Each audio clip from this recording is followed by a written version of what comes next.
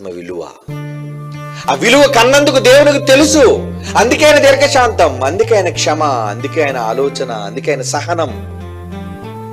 కాపాడడం ముఖ్యం రా. ముందు కాపాడేటప్పుడు నువ్వు ఎవడవాడనేటప్పుడు, వరదలు వచ్చేసాయండి. వరదలు వచ్చినప్పుడు విజయవాడలోనే అందరికి సహాయ కార్యక్రమాలు చేసినప్పుడు నువ్వు సహాయం ఇచ్చాడు, అరే నువ్వు హిందుడో క్రైస్తవుడో తురకడో ఎవడో చెప్పు, ఇప్పుడు ఇస్తాను అని అన్నారా?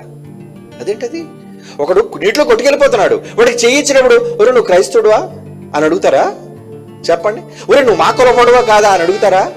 ప్రమాదంలో ఉన్నవాడికి చెయ్యిచ్చేటప్పుడు వివరాలు ఎందుకురా?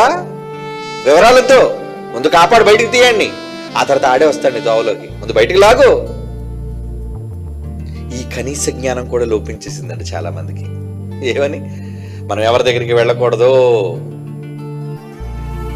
నాకు నేనే, నాది నాదే, నాకు నేనే.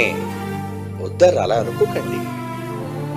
ఒక ఆత్మ విలువ మీకు అర్థమైతే, మీ పరలోకపు తండ్రి మనస్సు ఈ రోజుకైనా మీకు అర్థమైతే, మీరు ఊరకనే కూర్చోలేరా, ఊరకనే ఉండలేరా. ఎందుకంటే దూరమైన బాధ అనుభవిస్తున్నాడు ఇప్పటికే. ఆదా మొదలుకొని ఎంతమంది నిత్యాగ్ని దండనకు వెళ్ళిపోయారో వాళ్ళందరి క్షోభ దేవుని ప్రతి క్షణం తినేస్తుంది. తెలుసా మీకు? వాళ్ళు దొరకలేనందుకు బాధ ఆయనకి.